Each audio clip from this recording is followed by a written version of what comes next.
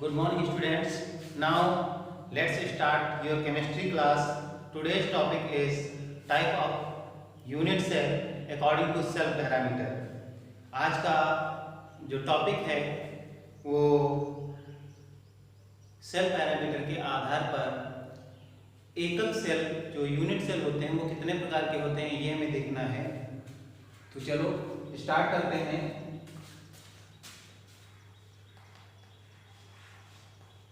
Type of unit cell according to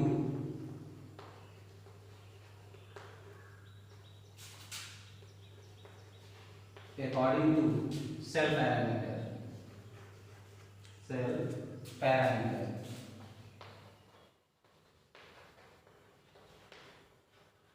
cell parameter के आधार पर एकक सेल कितने प्रकार के होते हैं ये हमें देखना है और ध्यान से समझिएगा।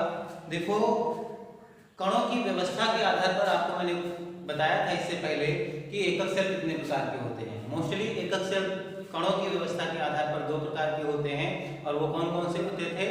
एक तो सरल या आध एकक सेल, दूसरा केंद्रीय एकक सेल। और केंद्रीय एकक सेल फिर से तीन प्रकार का होता था। एक तो काय केंद्रित एकक सेल, दूसरा था फलक केंद्रित एकक सेल और तीसरा था अंत केंद्रित एकक सेल। इंग्लिश में अगर हम बात करें तो body centred and face centred and क्या कहते हैं आपका एज सेंटर्ड, इस प्रकार से ये तीन प्रकार के होते थे। और अब हमें देखना है कि सेल पैरामीटर के आधार पर ये कितने प्रकार के होते हैं। तो एक एक करके आपको बताएंगे। वैसे आपको पढ़ना एक ही है क्यूबिक यूनिट सेल, इंटर के सिलेबस में एक ही आता है, लेकिन जानना सबके बारे में बहुत जरूरी है क्योंकि कोई ना कोई क्वेश्चन कभी ना कभी पूछा जा सकता है। इसीलिए हम देखेंगे type of unit cell according to cell parameter. तो शुरू करते हैं। तो सबसे पहला जो यूनिट सेल होता है वो होता है cubic unit cell. Cubic unit cell ध्यान से समझिएगा। क्यूबिक यूनिट सेल एक चार्ट बनाता हूं, ये टॉपिक आप नोट कर लीजिए। चार्ट बनाकर आपको समझाएंगे।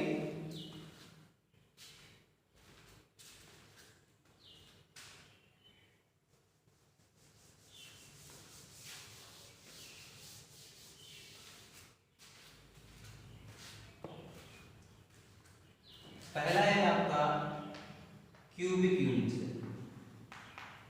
क्यूबिक यूनिट सेल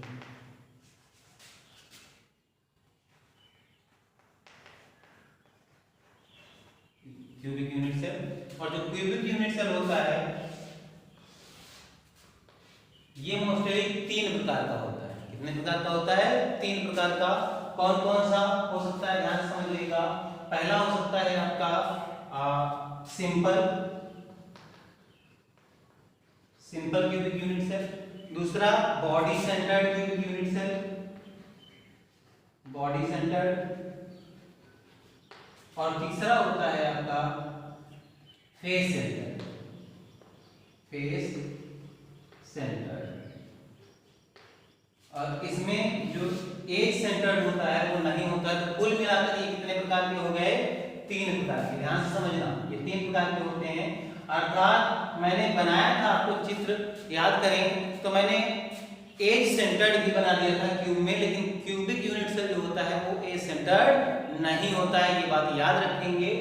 ये सिर्फ तीन प्रकार का होता है, simple, body centred, face centred, तीन प्रकार का। और दूसरा आपका है टेट्रागोनल।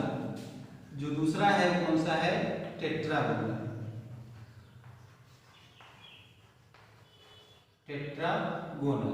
टेट्रागोनल यूनिट सेल जो होता है आपका ये दो प्रकार का होता है।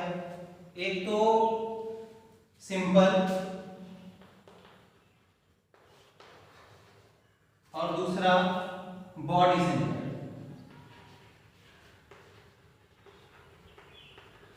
Body centred. तो ये कुल मिलाकर के दो प्रकार का होता है।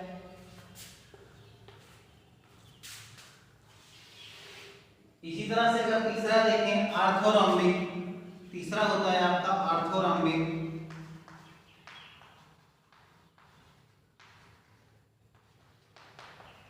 आर्थोरॉम्बिक जो यूनिट सेल होता है ये आपका सिंपल होता है बॉडी सेंटर्ड होता है,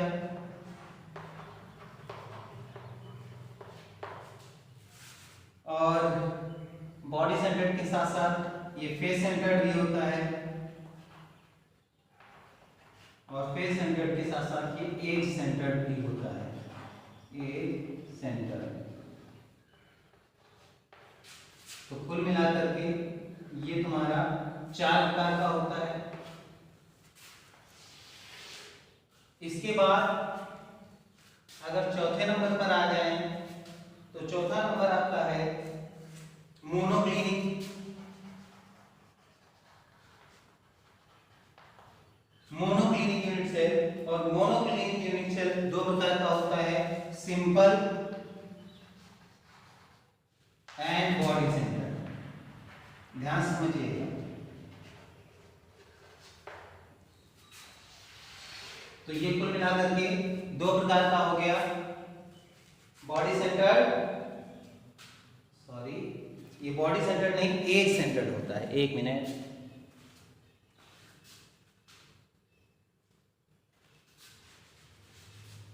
सिंपल और एज सेंटर्ड।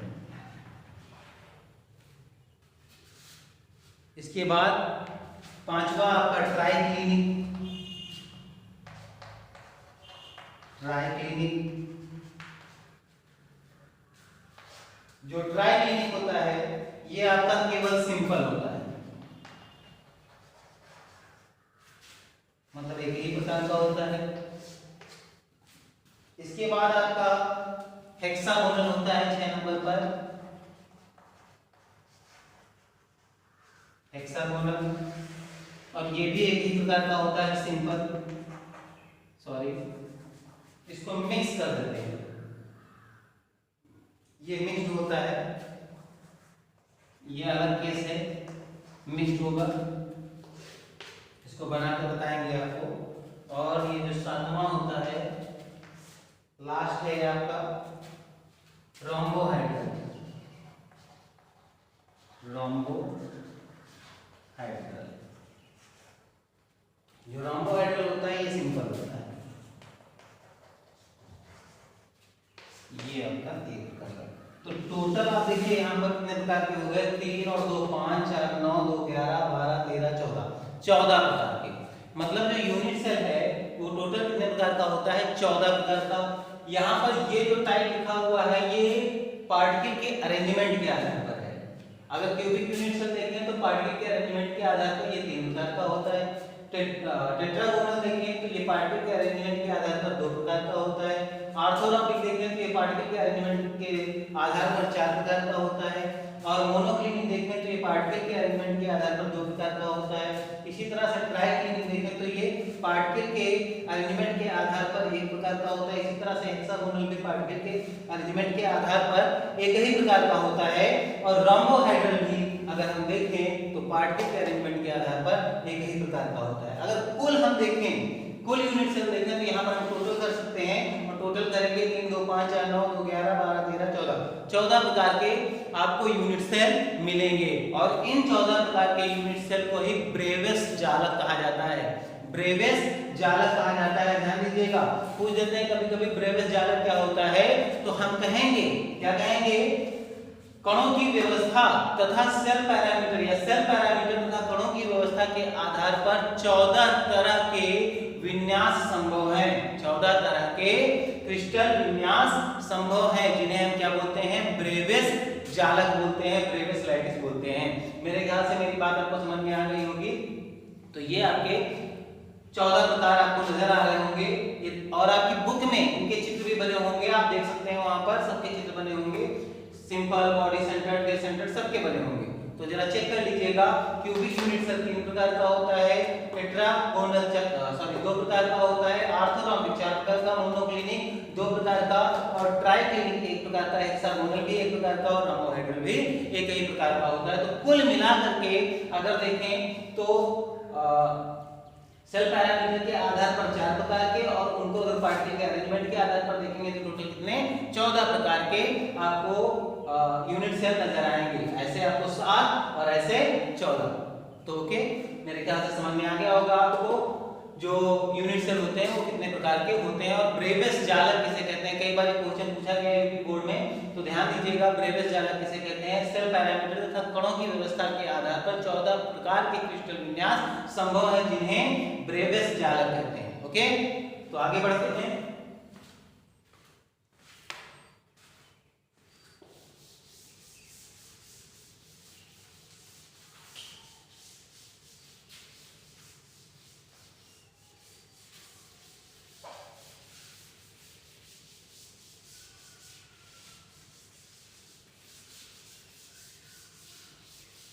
जैसा कि हमने पहले ही आपको बता दिया कि हमको इंटर के लिहाज से अगर देखें तो क्यूबिक यूनिट सेल पढ़ना है। तो क्यूबिक यूनिट सेल की बात करेंगे, क्यूबिक यूनिट सेल, और हमने बताया क्यूबिक यूनिट सेल कितने प्रकार का होता है, 3 प्रकार का। कितने प्रकार का, 3 प्रकार का। कौन कौन सा, चलो चेक करते हैं। अभी लिखा है चार्ट में, आप पीछे देख सकते हो। एक तो सिंपल और प्रिमिटिव, सिंपल और प्रिमिटिव बोलते हैं इसको। सिंपल क्यूबिक यूनिट सेल, क्योंकि क्यूबिक पढ़ना है तो क्यूबिक यूनिट सेल बनाएंगे, यूनिट सेल। दूसरा है आपका body centre, body centre cubic unit cell, cubic unit cell. और तीसरा है आपका face centre, face centre cubic unit cell. अब इन सेलों में कणों की गणना करनी है कि एक सेल के अंदर कितने कण होंगे। तो जरा ध्यान दीजिएगा, हम सिंपल क्यूबिक यूनिट सेल से शुरू करते हैं और चित्र के थ्रू आपको समझाने की कोशिश करते हैं। तो हम एक क्यूब बनाएंगे, ये लो आपका क्यूब तैयार है।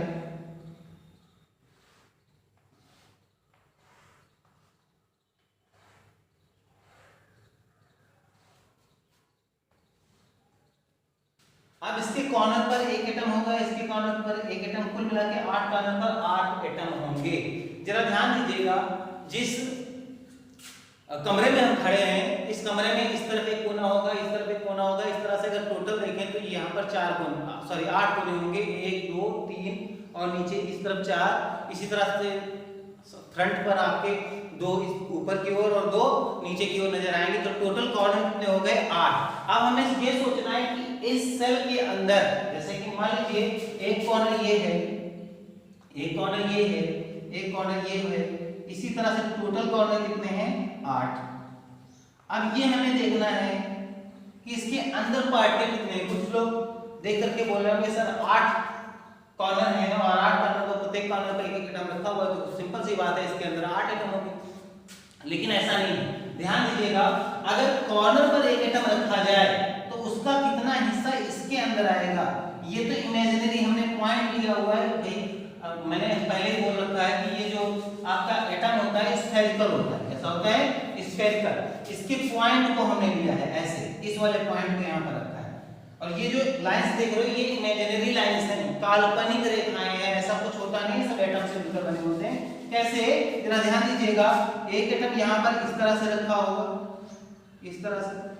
तो आप खुद से सोचिएगा कि अगर एक कॉर्नर पर एक एटम को रख दिया जाए तो उसका कितना हिस्सा यूनिट सेल के अंदर आएगा। आप खुद से सोचिएगा, अगर एक एटम रख दिया जाए, मान लीजिए ये एक पॉइंट है, इस पर एक एटम को रख दिया जाए तो ये एटम नहीं हो गया, और इसके कितना पार्ट अंदर आएगा, ये आपको दिखाई दे रहा होगा, ये 1/4 पार्ट नजर आ रहा होगा। लेकिन 1/4 नहीं, इसका भी आधा, 1/4 का भी आधा। क्यों, क्योंकि आधा तो ऊपर निकल जाएगा। आप खुद से इमेजिन कीजिए, कॉर्नर पर एक कोने पर उसके बीचों बीच में एक बॉल रख दी जाए, बड़ी सी एक बॉल रख दी जाए, तो उसका कितना हिस्सा इस कमरे के अंदर आएगा।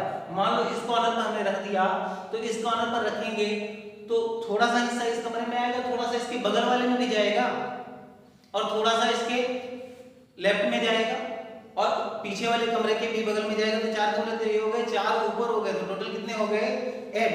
कितने कमरे हो गए, 8 कमरे हो गए, और 8 कमरों में इसका थोड़ा थोड़ा हिस्सा जाएगा। तो मतलब एक कमरे में कितना आया, 1/8। तो इस पार्टिकल का जो पार्टिसिपेशन है वो कितना है 1/8। टोटल पार्टिकल कितने हैं 8, तो 8 से मल्टीप्लाई कर देंगे, 8 कैंसिल हो जाएगा, बराबर कितना आएगा 1। मतलब इस यूनिट सेल के अंदर, सिंपल क्यूबिक यूनिट सेल के अंदर पार्टिकल का जो पार्टिसिपेशन है वो कितना है 1। मतलब इस पर रखे तो 8 है, लेकिन सबका थोड़ा थोड़ा हिस्सा आ रहा है, और थोड़ा थोड़ा हिस्सा अगर हम जोड़ दें तो एक पार्टिकल के बराबर हो जाएगा। कुल मिलाकर इसके अंदर कितना पार्टिकल है 1 पार्टिकल। समझ में आ गया होगा। अब दूसरे को समझते हैं। इसी चित्र में मैं समझाऊंगा आपको।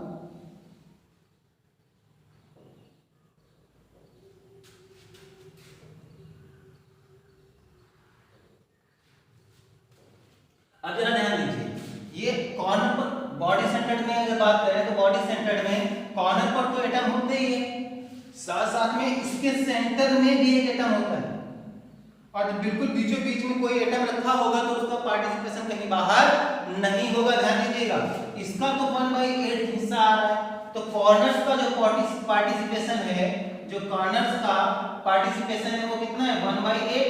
एक एटम का 8वां हिस्सा आ रहा है इसके अंदर, तो 8 एटम का कितना आएगा 1/8 सबका, तो बराबर कितना हो गया 1। यहाँ पर 1 आ जाएगा। और जो बॉडी के अंदर है उसका कोई भी हिस्सा किसी और सेल में नहीं जाएगा, इसका पार्टिसिपेशन फुल हो गया। मतलब 1 और 1 ही पार्टिसिपेशन इसका रहेगा, तो टोटल पार्टिसिपेशन कितना हो गया, जरा ध्यान दीजिएगा, टोटल पार्टिसिपेशन 1 हो गया। समझ में आ गया होगा। अब बारी आती है फेस सेंटर्ड की। जरा खुद से देखिएगा, फेस सेंटर्ड की बारी आती है, तो फेस सेंटर्ड में यहाँ पर नहीं होता है, कहाँ पर होता है ध्यान दीजिए। एक तो कॉर्नर पर होते हैं, दूसरा फेस पर होता है। मैंने पहले ही बोल रखा है, जो पार्टिकल होते हैं वो कॉर्नर के अतिरिक्त कहां पर होंगे, फेसेस पर होंगे। और जब फेसेस पर होंगे तो ध्यान दीजिए उसका पार्टिसिपेशन, फेस कौन सी है, एक तो फेस ये ऊपर वाली होगी अपर फेस, ये इसके सेंटर में एक एटम होगा, और एक ये आपके राइट साइड में, दूसरा लेफ्ट साइड में, तीसरा डाउन, और एक तो फ्रंट, ये फ्रंट हो गया, और दूसरा बैक पीछे की ओर। अब खुद से सोचिए, इस जैसे कि ये आपकी एक दीवार है, और दीवार के बिल्कुल सेंटर में अगर एक एटम रख दें तो उसका कितना हिस्सा इस कमरे में होगा, आप खुद से सोचिएगा। तो आधा हिस्सा इस कमरे में आएगा और आधा हिस्सा उस कमरे में चला जाएगा, तो 1/2। अगर इस पार्टिकल की बात करें तो इसका कौन सा हिस्सा आएगा, 1/2 पार्ट इसके अंदर आएगा। तो ध्यान से देखिए, कॉर्नर का पार्टिसिपेशन तो वही रहेगा, कौन सा, कॉर्नर का पार्टिसिपेशन 1/8 रहेगा, into 8 particle is equal to 1। और फेसेस का पार्टिसिपेशन कितना है, एक पार्टिकल का 1/2 हिस्सा अंदर आ रहा है, टोटल पार्टिकल कितने हैं 6, तो टोटल कितना आया 3। अब टोटल पार्टिसिपेशन जरा देखो, कॉर्नर और फेसेस का मिला दें तो टोटल पार्टिसिपेशन कितना आएगा 4। तो ध्यान दीजिएगा, इसमें पार्टिसिपेशन कितना आया 1, इसमें कितना आया 2, इसमें कितना आया 4। तो कुल मिला के आपको समझ में आ गया होगा कि पार्टिकल का जो पार्टिसिपेशन है यूनिट सेल, एक यूनिट सेल के अंदर किसी भी जो पार्टिकल रखे हुए हैं उसके कॉर्नर पर, फेसेस पर, या फिर उसके बॉडी में, उन सभी का पार्टिसिपेशन अगर देखें तो सिंपल क्यूबिक यूनिट सेल के अंदर एक हमको एटम नजर आएगा, बॉडी सेंटर्ड के अंदर 2 नजर आएंगे, और फेस सेंटर्ड के अंदर कितने नजर आएंगे 4 नजर आएंगे। यही जो पार्टिकल है इनको हम रैंक भी बोलते हैं, रैंक ऑफ यूनिट सेल। क्या बोलते हैं, rank of unit cell, unit cell. तो मेरे ख्याल से मेरी बात समझ में आ गई होगी। अब इसकी रैंक अगर देखें, सिंपल क्यूबिक यूनिट सेल की अगर रैंक देखें तो कितनी है 1, body centred cubic unit cell की अगर रैंक देखें तो कितनी है 2, face centred cubic unit cell की रैंक देखें तो कितनी है 4। इसको आप याद रखेंगे। और आज का टॉपिक मैं यहीं पर समाप्त करता हूं, क्लास को लंबा नहीं करेंगे, और इसके बाद अगले दिन हम देखेंगे आगे के टॉपिक। तो ठीक है, आज की क्लास में यहीं पर समाप्त करते हैं।